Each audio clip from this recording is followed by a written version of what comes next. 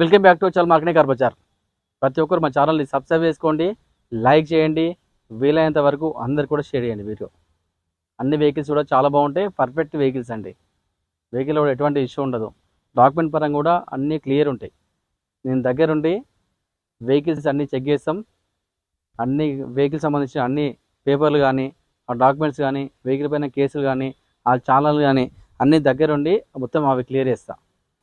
Maruti Alto K10 VXI 2017 model, registration వచ్చేసి 2018లో అయింది.